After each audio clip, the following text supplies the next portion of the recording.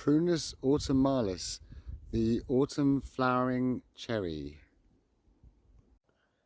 They are really quite unusual because most flowering cherries like this one, they always flower in the spring, in the early spring, but this one, it starts now in the autumn or the early autumn.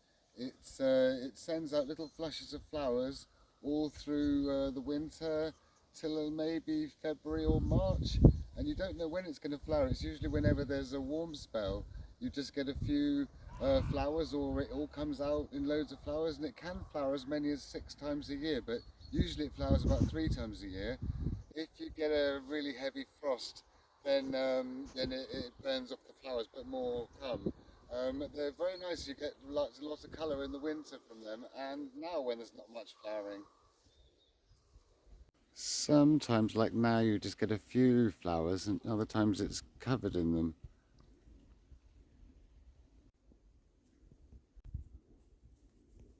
So we've got a clump of 3 of these Prunus Autumalis. This one and this one.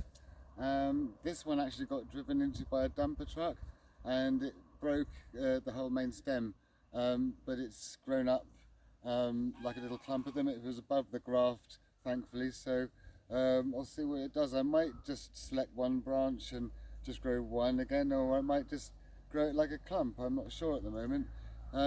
But we've got these 2 here, and then this bank behind me here, which will extend further along, is the edge of the garden, and behind it is woods, and the other tree is up on the bank.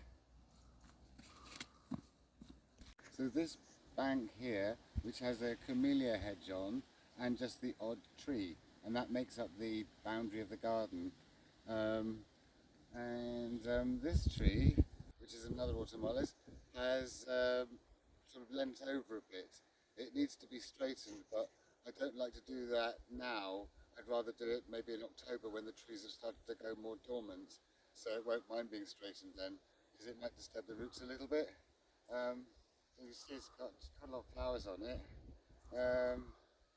Yeah, and I'll probably need a stronger stick as well. Flowering cherries have 3 seasons of interest.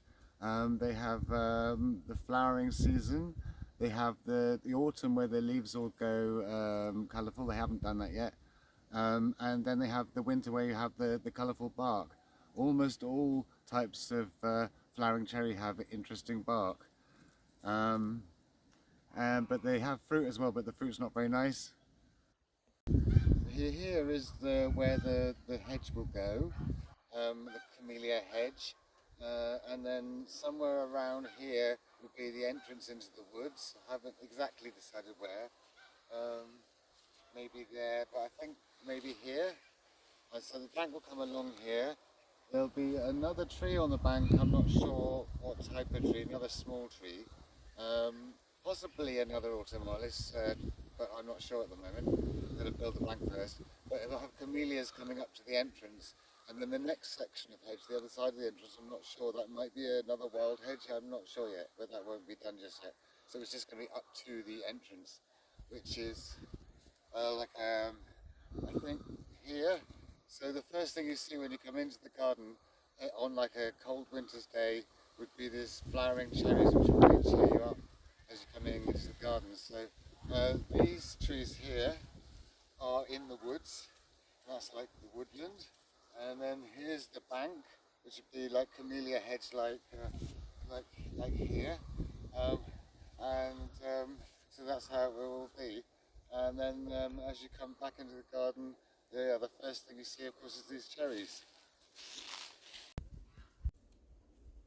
I think these flowering cherries get about 20 feet tall or 15 feet tall.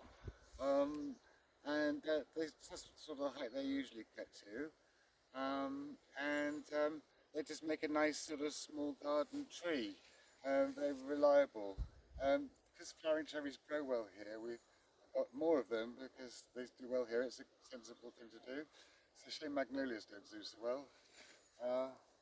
Yeah, I'm very happy with these.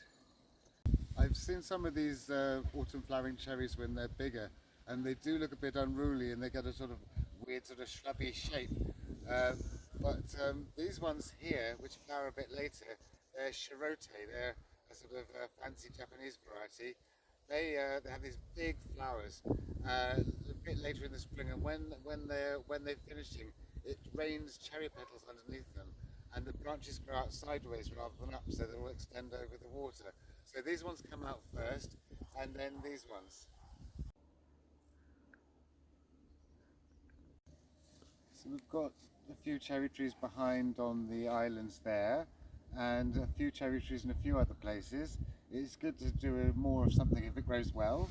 So they're very good, very unusual.